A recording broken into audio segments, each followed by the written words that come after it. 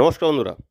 ভারতের বৃহত্তম সরকারি ব্যাংক স্টেট ব্যাংক অফ ইন্ডিয়ার যে সমস্ত গ্রাহকরা এটিএম কার্ড ব্যবহার করেন তাদের জন্য কিন্তু খুবই খারাপ খবর দিয়েছে স্টেট ব্যাংক।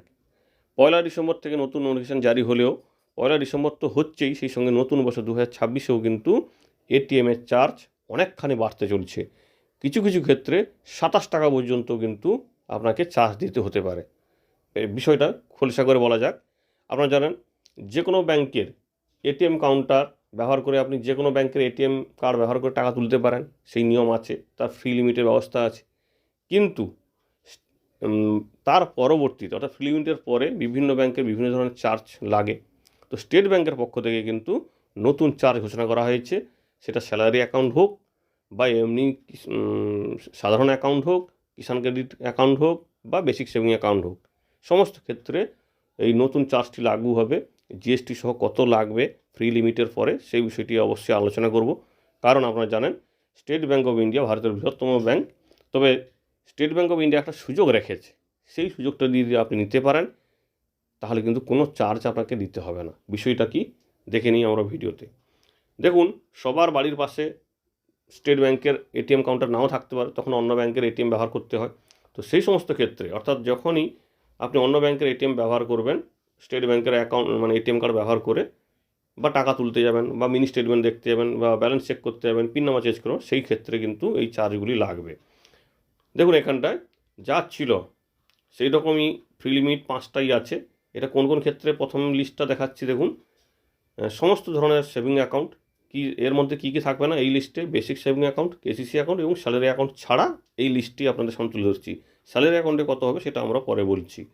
দেখুন, 5টা ফ্রি লিমিটের পরে, অর্থাৎ আগে ছিল 5টা ফ্রি লিমিট, অন্য ব্যাংকের অ্যাকাউন্ট মানে অন্য ব্যাংকের এটিএম কাউন্টার ব্যবহার করে আপনি টাকা তুলতে পারতেন ফ্রি লিমিট পর্যন্ত 5টা। কিন্তু তার পরবর্তীতে এতদিন ছিল টাকা তোলার ক্ষেত্রে 21 টাকার সঙ্গে জিএসটি, কিন্তু সেটা বেড়ে হয়েছে 23 টাকার সঙ্গে জিএসটি, প্রায় 24 টাকারও বেশি। অর্থাৎ আপনাকে জিএসটি সহ 24 টাকারও বেশি দিতে হচ্ছে টাকা তোলার ক্ষেত্রে ফ্রি লিমিটের পরে। কিন্তু বারবার বলছি, ফ্রি লিমিট 5টা ফ্রি লিমিটের পরে।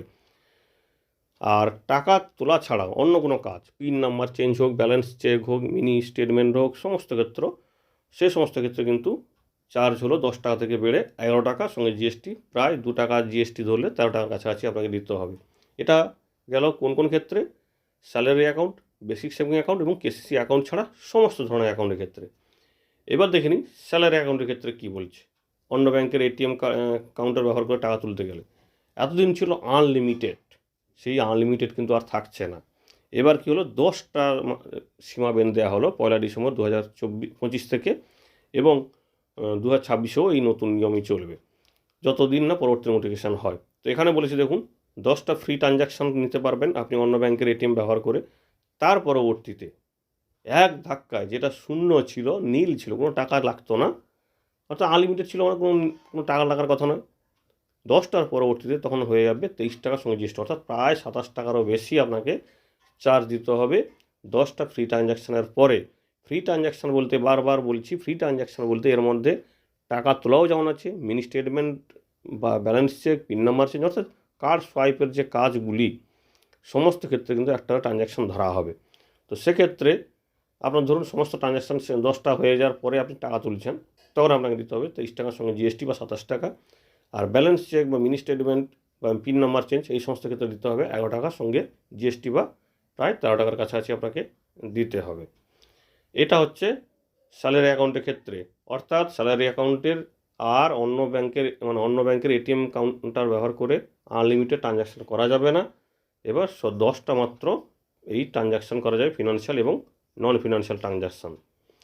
তো স্বাভাবিকভাবে এটা তো বলছি অন্য ব্যাংকের এটিএম কাউন্টার ব্যবহার করে, তাহলে স্টেট ব্যাংকের নিজস্ব এটিএম কাউন্টার ব্যবহার করে কতবার টাকা তোলা যাবে?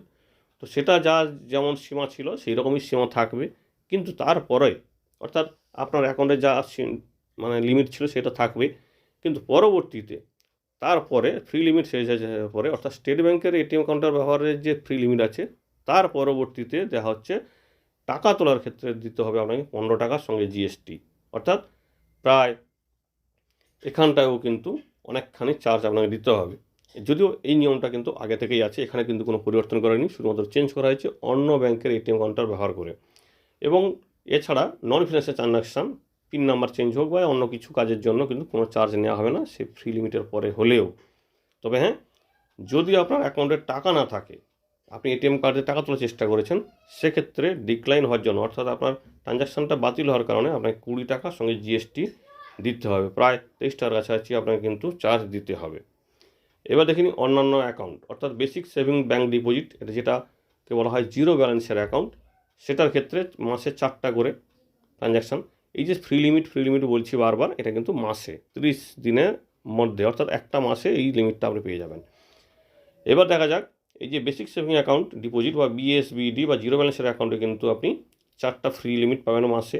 কিষাণ ক্রেডিট কার্ড অ্যাকাউন্টে হলে কিন্তু আনলিমিটেড ফ্রি থাকবে। তবে যে কোনো ধরনের অ্যাকাউন্ট হোক না কেন, আপনি বিনা খরচে আনলিমিটেড ট্রানজ্যাকশান করতে পারবেন যদি কার্ডবিহীন, কার্ডলেস ট্রানজ্যাকশানটা করেন। যেমন ধরুন এসবিআই ইওনো ব্যবহার করে আপনি যদি টাকা তুলতে পারেন, সেক্ষেত্রে কিন্তু আপনাকে এই ফ্রি লিমিট হোক বা ফ্রি লিমিটের পরে হোক, এই সমস্ত চক্করে আর কিন্তু যেতে হবে না। এই হচ্ছে স্টেট ব্যাংকের নতুন এটিএম চার্জ, যেটা অন্য ব্যাংকের এটিএম কাউন্টার ব্যবহার করে মানে আপনি টাকাটা তুলবেন বা অন্য কোনো কাজ করবেন। আশা করি বিষয়টা আপনাদের সামনে পরিষ্কার তুলে ধরতে পেরেছি। এই নতুন চার্জটি ডিসেম্বর মাস থেকে চালু হয়েছে এবং আগামী 2026-এও কিন্তু বিষয়টা থাকছে। ধন্যবাদ।